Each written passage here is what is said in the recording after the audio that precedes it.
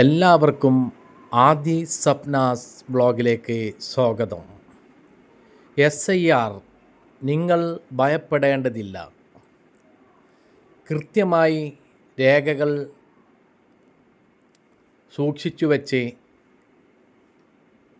Indian തെരഞ്ഞെടുപ്പ് commission നിയമിച്ച booth level ഓഫീസർമാർ, അതായത് BLOമാർ നിങ്ങളുടെ വീടുകളിലെത്തുന്ന സമയത്ത് അവർ നിങ്ങൾക്ക് നൽകുന്ന എനുമറേഷൻ ഫോം കൃത്യമായി ഫിൽ ചെയ്ത് കൊടുക്കുക എന്നുള്ളത് മാത്രമാണ് ഇതിൻ്റെ ഏറ്റവും പ്രധാനപ്പെട്ട ഭാഗം.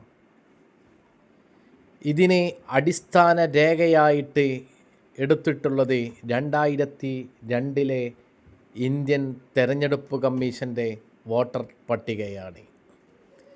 2002 ഇന്ത്യൻ തെരഞ്ഞെടുപ്പ് കമ്മീഷൻ്റെ വോട്ടർ പട്ടികയിൽ പേരുള്ളവർ അതിൻ്റെ ഡീറ്റെയിൽസ് എഴുതാനുള്ള കോളത്തിൽ അത് വ്യക്തമായിട്ട് എഴുതിയാൽ മതിയാവും. 2025 വോട്ടർ പട്ടികയിലെ വിവരങ്ങൾ എഴുതുവാനുള്ള കോളവും ഇതോടൊപ്പം ഉണ്ട്. 2002 നിങ്ങൾ വോട്ടർ പട്ടികയിൽ ഉൾപ്പെട്ടിട്ടില്ല എന്ന് കരുതി ആരും തന്നെ ഭയപ്പെടേണ്ടതില്ല. നിങ്ങളുടെ രക്ഷിതാക്കൾ ആ വോട്ടർ പട്ടികയിൽ ഉണ്ടെങ്കിൽ ആ വിവരങ്ങൾ ഇതിൽ കൃത്യമായി കാണിച്ചാൽ മതിയാവും. ബൂത്ത് ലെവൽ ഓഫീസർമാർ നിങ്ങളുടെ വീടുകളിലെത്തി എനുമറേഷൻ ഫോം നിങ്ങൾക്ക് വിതരണം ചെയ്യുന്നതാണ്. ആ ഫോം ലഭ്യമായതിനു ശേഷം നിങ്ങൾ കൃത്യമായി അതിൽ ചോദിക്കുന്ന ചോദ്യങ്ങൾ ഫിൽ ചെയ്യുക എന്നുള്ളത് മാത്രമാണ് ഇതിൻ്റെ പ്രാഥമികമായിട്ടുള്ള കാര്യം. 2002 വോട്ടർ പട്ടികയിൽ പേരുള്ളവർ മറ്റു രേഖകളൊന്നും സമർപ്പിക്കേണ്ടതില്ല. 2002 വോട്ടർ പട്ടികയിൽ പേരില്ലാത്തവർക്കും 15ഓളം രേഖകൾ ഇന്ത്യൻ തെരഞ്ഞെടുപ്പ് കമ്മീഷൻ അനുവദിച്ചിട്ടുണ്ട്.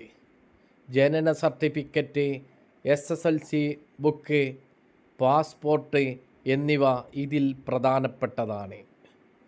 ആധാർ കാർഡ് ഈ ആവശ്യത്തിന് അംഗീകരിക്കാൻ പറ്റില്ല എന്ന് തെരഞ്ഞെടുപ്പ് കമ്മീഷൻ പറഞ്ഞിരുന്നുവെങ്കിലും ഇന്ത്യയുടെ പരമോന്നത നീതിന്യായ കോടതി, സുപ്രീം കോടതി ആധാർ ഔദ്യോഗിക രേഖയായിട്ട് അംഗീകരിക്കണം എന്ന് തെരഞ്ഞെടുപ്പ് കമ്മീഷനോട് ആവശ്യപ്പെട്ടിട്ടുണ്ട്.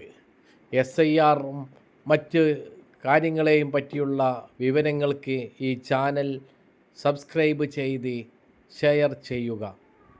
തുടർ വിവരങ്ങൾ നിങ്ങൾക്ക് ലഭ്യമായിക്കൊണ്ടിരിക്കും.